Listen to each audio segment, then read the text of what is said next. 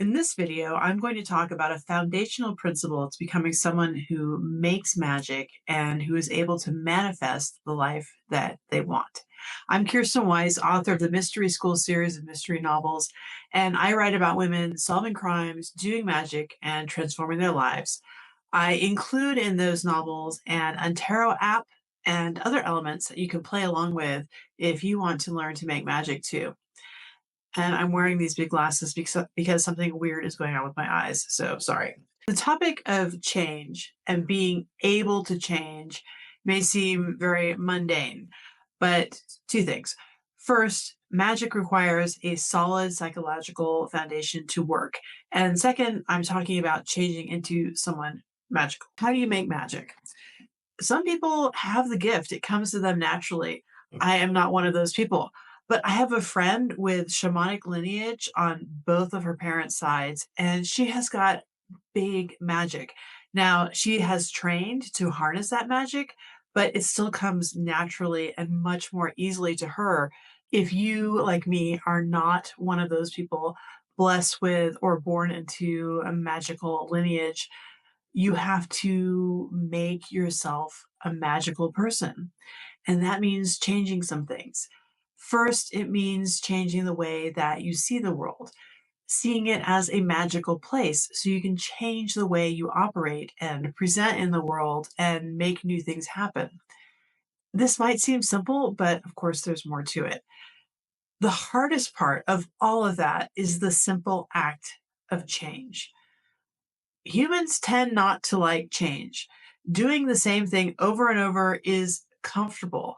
We appreciate the known, we avoid the unknown. The unknown is scary, but doing the same thing over and over can also be really destructive if it is taking you in a direction you don't want to go. Sticking with what's comfortable is why we hold on to bad habits and bad relationships long past their sell-by date.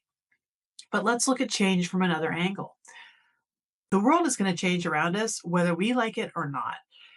Resistance to external change frequently represents an attachment to the status quo, to holding on to what we think the world should be rather than what it is.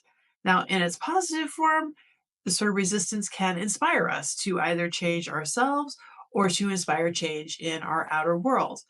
In its negative form, it just causes needless suffering. At this point, you might be wondering why any of this matters.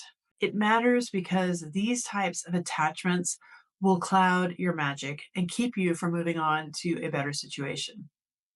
So, for example, it's taken me a really long time to come to terms with my sister's death last year. Sometimes I think it's been way too long. I know I can't change what happened. I know I've been holding on to it when I need to let go. And in my book, Shadow of the Witch, I explore all of that. The heroine is trying to figure out why her sister died and all the details behind that. And that's really just a form of resistance, of not letting go. I am finally getting to the point of letting go, and my life has become a lot easier for it. Here's the surprising part. Release is the other side of change. Until you're ready to let go of the current situation, whatever it may be, change just can't happen. And here's where it gets really fascinating. There's a concept in writing called the hero's journey. It's a story structure. And in this story structure, at the beginning of the story, we have normal world. Then something happens to change it. For example, in my books, there's a murder, but I write cozy mysteries, so don't worry, it's not gory. Now, does the hero in my story immediately step up to solve the crime? No, she doesn't want to get involved. She wants her normal life. She wants things to continue as they have been, but they can't. And the strain between the change in the world around her and her resistance to it builds and builds and builds until either she changes or she dies. I write mystery.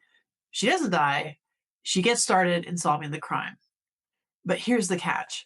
I say she starts to solve because change doesn't happen perfectly or immediately. She has lessons to learn first. Our hero has misbeliefs and lies that she tells herself that she has to unravel. And this is where, in real life, most people give up. But the hero in books must change or she will die. And only when she's changed on the inside can her actions work in a proper direction. Only when she's changed on the inside does she know what to do. Does she have the courage to do what has to happen? So think about an area of your life where you've been resisting a change that needs to happen. Identify just one positive step you can take toward accepting or even initiating this change this week. Start small, keep it simple and manageable.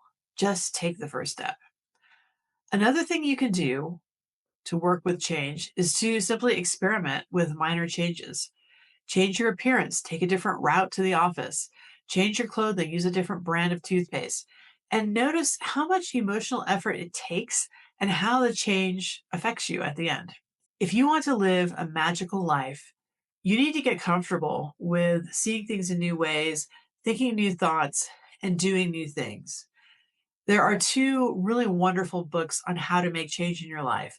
One is called Atomic Habits. It's by a man named James Clear. The other is Reframe Your Brain by Scott Adams. They're both practical, full of easy to implement tips, and I highly recommend them for building a process for making change. And if you would like to learn more about the esoteric beliefs and practices around change, check out my Mystery School series, starting with Legacy of the Witch.